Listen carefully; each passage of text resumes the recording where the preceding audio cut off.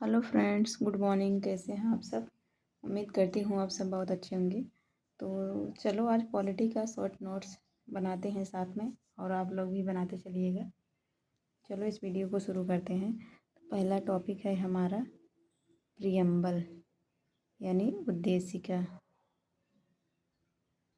ठीक है, ये यूपीएससी और यूपीपीसीएस के लिए बहुत ज़्यादा इम्पोर्टेंट है कि शॉर्ट नोट्स जैसे एग्ज़ाम बचता है, जब एक महीने या 15 दिन हफ्ते में कैसे रिवीजन किया जाए, तो उसी के बारे में आज ये वीडियो है। तो सबसे पहले आपको प्रस्तावना आना चाहिए, एकदम रटा हुआ। प्रस्तावना यानी उद्देशिका आपको रटा होना चाहिए। जैसे हम बता देते हैं कि आपको कैसे याद रखना है इसको। जैसे हम भारत के लोग भारत को एक संपूर्ण प्रभुत्व संपन्न समाजवादी पंथनिरपेक्ष लोकतंत्रात्मक गणराज्य बनाने के लिए तथा उसके समस्त नागरिकों को सामाजिक, आर्थिक और राजनीतिक न्याय, विचार, अभिव्यक्ति, विश्वास, धर्म और उपासना की स्वतंत्रता, प्रतिष्ठा और अवसर की समता प्राप्त करने के लिए तथा उन सब में व्यक्ति की गरिमा और राष्ट्र की एकता और अखंडता को सुनिश्चित करने वाली बंधुत्व बढ़ाने के लिए दृढ़ संकल्प होकर अपनी इस संविधान सभा में आज तारीख 26 नवंबर 1949 यानी मिति मार्गशीर्ष शुक्ल सप्तमी संवत 2006 विक्रमी को एतवत द्वारा इस संविधान को अंगीकृत, अधिनियमित और आत्मार्पित करते हैं। तो ये प्रस्तावना सबको याद रहनी चाहिए।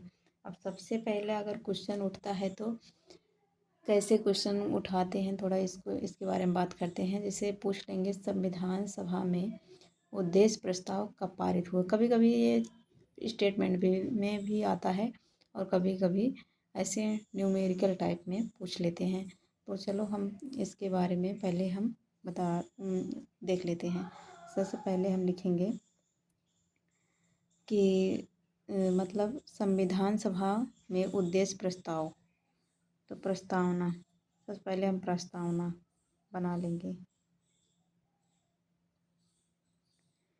यानी प्रस्तावना। अब प्रस्तावना सबसे पहले ये पूछा जाता है कि किस देश से लिया गया है और इसमें क्या क्या शामिल है। तो ये सारी चीज़ें रहती हैं। तो प्रस्तावना जैसे आप सभी को पता है कहाँ से लिया गया है, तो ये अमेरिका से लिया गया है। कहाँ से? अमेरिका से। ऐसे आप मतलब प्रस्तावना का स्रोत क्या है, प्रस्तावना का स्रोत क्या है और प्रस्तावना में कितने प्रकार के न्याय हैं, मतलब न्याय कितने प्रकार के हैं,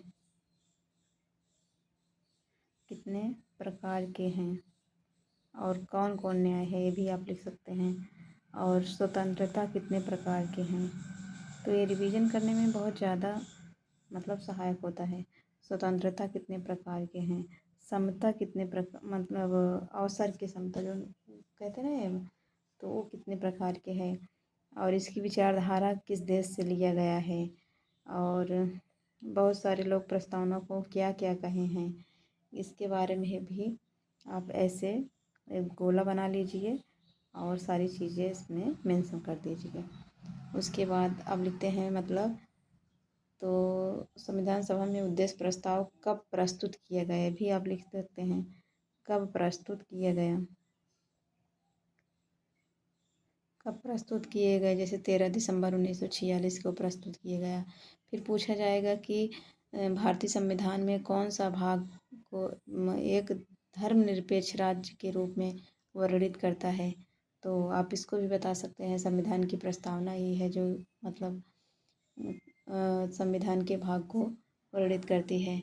भारतीय संविधान की प्रस्तावना में भारत को एक संपूर्ण प्रभुत्व संपन्न समाजवादी पंथनिरपेक्ष लोकतंत्रात्मक गणराज्य के रूप में घोषित करता है। इस ऐसे आप सारी चीज़ें आप बता सकते हैं। उसके बाद संविधान संबंधी विचार, जैसे आप यहाँ फिर लिखते हैं संविधान संविधान संबंधी विचार, मतलब किसने क्या क्या अपना विचार प्रस्तुत किया। इसको आप गोला में भी कर सकते हैं, ट्रायंगल में भी बना सकते हैं और सर्कल में भी आप बना सकते हैं, सॉरी। उसके बाद तब आप यहाँ पे लिख सकते हैं कि उद्देशिका को के.एम. मुंशी ने राजनीतिक जनपत्री कहा। तो जैसे आप ऐसा आप नहीं लिखेंगे, आप ऐसा लिखेंगे कि प्रस्तावना को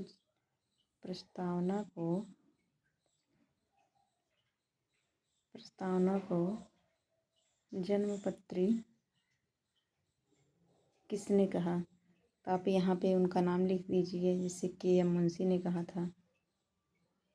मैं आपको एग्जाम्पल के तौर पे बता रही हूँ, बाकी आप इसको सीक्वेंस तरीके से अपना सजावट करके लिख सकते हैं ताकि रिवीजन करने में आसानी हो। ऐसा अगर आप लिखेंगे तो थोड़ा पढ़ने में भी आसानी रहेगा। और चाहे तो आप ऐसे बीच में इसको एक लाइन खींच देंगे तो मतलब ज़्यादा इसमें लिखा जाएगा और रिवीजन करने में और ज़्यादा मस्त रहेगा, पेज कम लगेगा। ठीक है, तो ऐसे ही आप फिर लिख सकते हैं इसमें कि संविधान को मतलब प्रस्तावना संविधान की आत्मा किसने कहा। फिर परिचय पत्र किसने कहा। आप ये सब लिख सकते हैं। फिर आप लिख सकते हैं इसको, जैसे है कि भारत के संदर्भ में पंथनिरपेक्ष शब्द का सही भाव क्या है। तो आप इसका भी आंसर कमेंट बॉक्स में दीजिएगा, मैं आप लोगों से पूछ रही हूँ। दूसरा क्वेश्चन ये है कि उद्देशिका में सम्मिलित सामाजिक, आर्थिक व राजनीतिक न्याय के तत्व किससे संबंधित है। मतलब ये किस देश से लिए गए, जैसे मैंने आपको अभी पहले बताया। बैकग्राउंड थोड़ा आप लोग इसे कीजिएगा, बाइक जा रही है, थोड़ा हॉर्न दे रही, ठीक है। तो ऐसा है, तो चलो मिलते हैं नेक्स्ट वीडियो में। और उसके भी बता सकते हैं। तो आज शॉर्ट नोट्स के बारे में था कि कैसे बनाना है और कैसे मैंने आपको एक विचार दे दिया है कि आप ऐसे बना सकते हैं। मैंने अपना ऐसे बनाया है, इसलिए मैंने सोचा आप लोगों को भी इंफॉर्मेशन दे सकती हूँ। तो धन्यवाद आप सभी का वीडियो देखने के लिए। और अगला वीडियो किस टॉपिक पर हो आप लोग इसका भी कमेंट करके बता सकते हैं, ठीक है। बाय।